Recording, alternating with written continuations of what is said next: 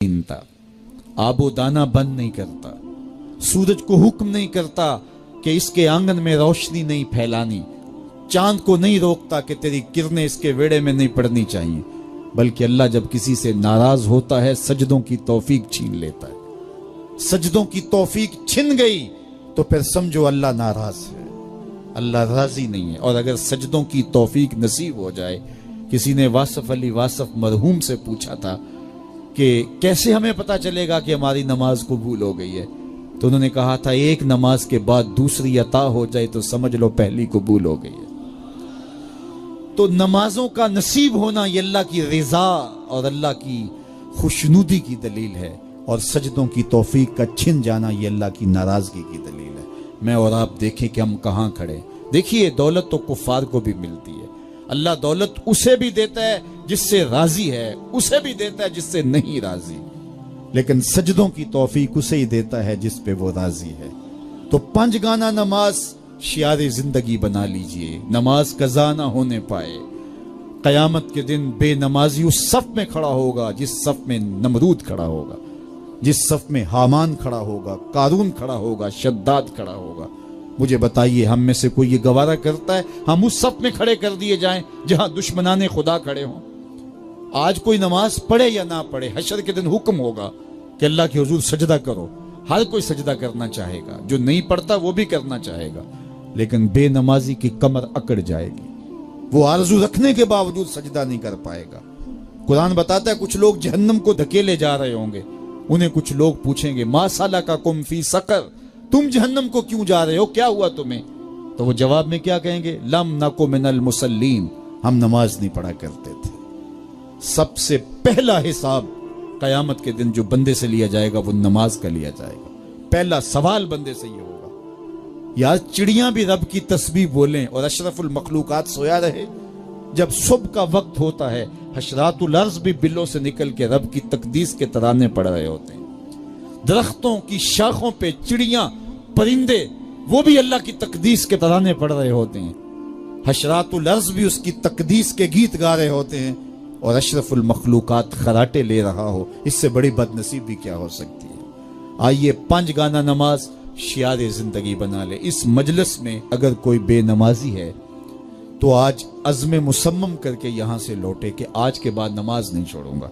और अगर आप पांच गाना नमाज की आदत रखते हैं तो आपको मुबारक हो, लेकिन ये अज़म करके जाइए अपने घरों में, अपने अज़्ज़ा व अक़रबा और अपने दोस्तों में इस जोर से तलकीन और ताकीद करेंगे नमाज की कि वो पक्के नमाजी बन जाएंगे।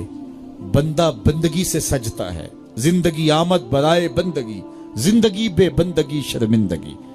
अगर जिंदगी में बंदगी नहीं तो जिंदगी के पल्ले है क्या? उलमा ने लिखा है कि ये सारे दरख्त हालते कयाम में हैं, चौपाई हालते रकू में हैं, मेंढक तशहुद में हैं, और हशरातुल अर्ज़ सजदे में हैं, और इंसान अशरफुल मखलूकात है। इसकी इबादत में दरख्तों का कयाम भी रखा गया, और रुकू भी रखे गए, और सजदे भी रखे गए, और कादे भी रखे गए, इसलिए ताकि इसकी इबादत तमाम मखलूकात की इबादत की जामे बन जाए। लेकिन ये इसके बावजूद अल्लाह के हुजूर सजदा रेज होना पसंद न करे तो बताइए कैसे रहमतें इसके ऊपर उतरेंगी।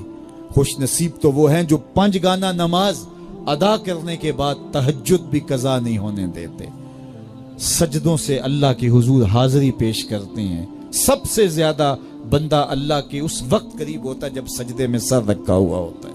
इंसान के अशरफ आज़ा उसके सर में है, बोलने की कुव्वत जुबान सर में, देखने की कुव्वत आंखें सर में, सूंघने की कुव्वत नाक सर में, चखने की कुव्वत जुबान सर में, सुनने की कुव्वत कान सर में, सोचने की कुव्वत दिमाग सर में, और सर मालिक के दर पे।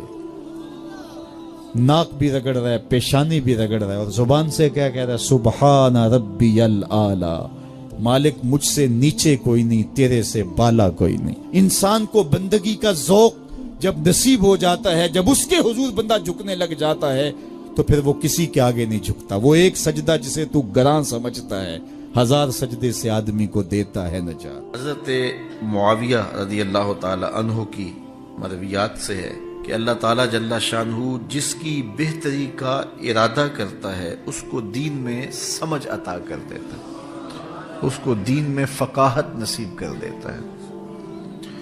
دولت کا کثرت سے مل جانا یا نہ ملنا یہ کوئی بات نہیں ہے۔ دولت اللہ انہیں بھی دیتا ہے جن پہ راضی ہوتا ہے، اور انہیں بھی دیتا ہے جن پہ ناراض ہوتا ہے۔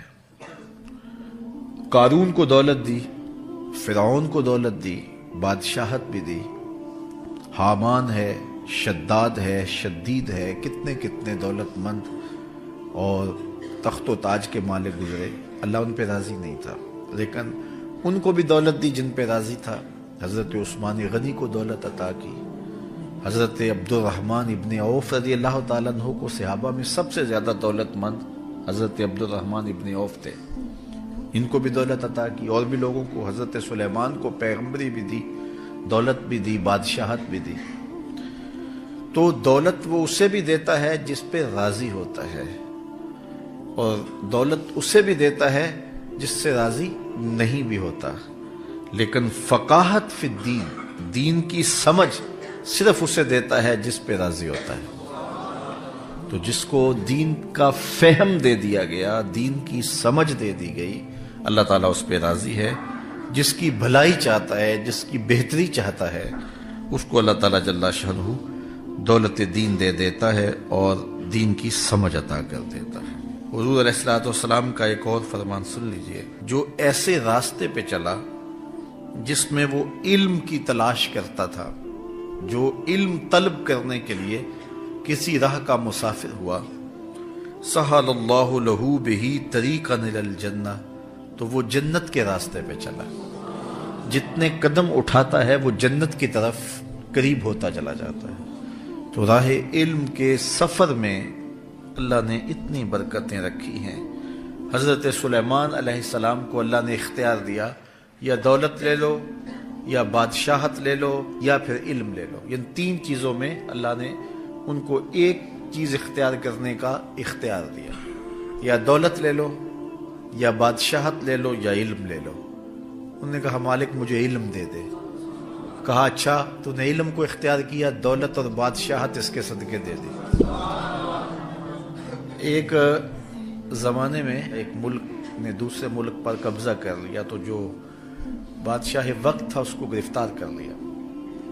تو جب گرفتار کر کے دربار میں لایا گیا تو وہ جو دوسرے ملک کا محکوم بادشاہ تھا وہ سامنے کھڑا ہے، تو اس نے اس کو کہا کہ میں بھی چونکہ بادشاہ ہوں اور تم بھی اس سلطنت کے شہنشاہ رہے ہو، تو میں تمہیں قتل نہیں کرتا، تمہیں معاف کرتا ہوں، اور اب اس ملک میں تمہیں کوئی عہدہ دینا چاہتا ہوں۔ اب تم بتاؤ تم کون سا عہدہ قبول کرو گے؟ اب ہمارے حکمران ہوتے ہیں وہ کہتے ہیں وزیر خزانہ لگا دو، لیکن اس نے کہا مجھے معلم لگا دو، مجھے ٹیچر لگا دو۔ تو وہ بادشاہ ہنس پڑا، کہنے لگا پھر دوبارہ بادشاہی چاہتے ہو؟ تو یہ بادشاہی ہے، یہ شہنشاہی ہے۔ تو جو راہ علم پہ چلا وہ جنت کے راستے پہ چلا، اللہ اس کے لیے جنت کی راہیں بھی آسان کر دیتا ہے، اور دنیا پہ بھی اللہ تعالیٰ اس کو عزتوں سے نوازتا ہے۔ تعلیم و تعلم کا جہان حقیقی جہان ہے۔ تو باقاعدہ 8 سال کا کورس کرے یہ تو ہر شخص کے لیے ممکن نہیں ہے، لیکن سب کے اوپر لازم ہے کہ وہ ضروریات دین سیکھے۔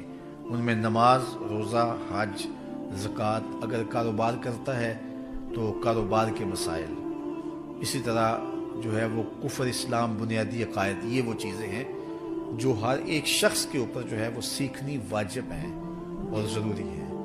تو ان کو سیکھنے کے لیے علمی حلقوں میں جانا، بیٹھنا، علماء کی صحبت میں بیٹھنا، یہ اپنے اوپر لازم کر لیں۔